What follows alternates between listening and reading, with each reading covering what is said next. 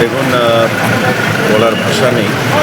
ত্রিপুরা রাজনীতির অন্যতম ব্যক্তিত্ব, বর্ণময় চরিত্র এবং বাম বিরোধী আন্দোলনের দীর্ঘদিনের এক সৈনিক বিশ্বদাকে আমরা হারালাম।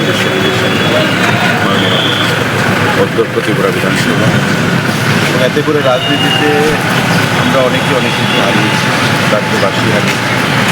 এবং আমি মনে করি ব্যক্তিগতভাবে আমি আমার এক দাদাকে হারালাম, একজন ওয়েদিশ্বরকে হারালাম এবং একজন প্রকৃত বন্ধুকে হারালাম।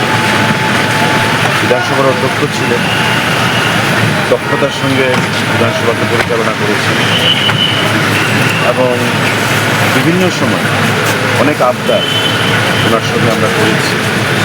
অধিকাংশ সময় চেষ্টা করেছেন যে সে আবদারকে রক্ষা করে নিয়মের মধ্যে থেকে বিধানসভাকে কাজকে পরিচালনা করা।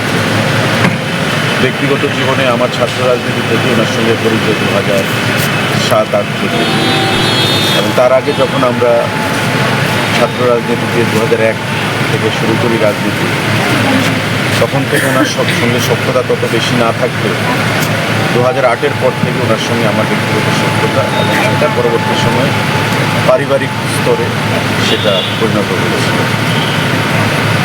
এমন চরিত্রের মানুষ, বর্ণময় চরিত্র, যা সবসময় মোটিভেশন দিত এবং কোনো সময় নেগেটিভ কোনো থটস ওনার মধ্যে চলার পথে আমরা দেখতে পাই, উপলব্ধি করতে পারি। আজ বিশ্বদা নেই, রাজনীতিতে একটা অপরিণীয় ক্ষতি। আমি মনে করি এটা আমার ব্যক্তিগত ক্ষতি।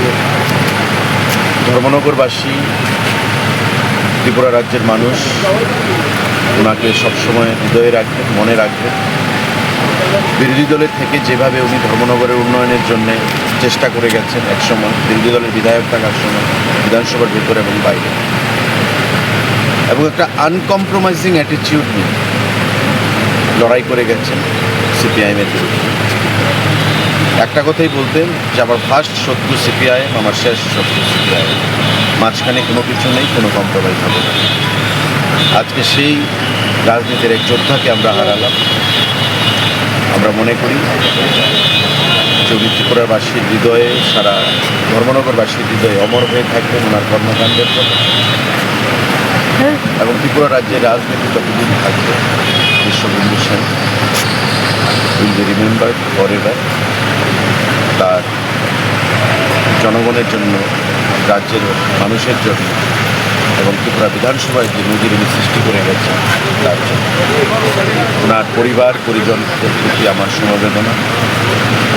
তার স্ত্রী, ছেলে মেয়ে যারাই রয়েছে, এবং আমরা চেষ্টা করব আগামী দিনে ওনাদের পাশে থেকে বিশ্বদার যে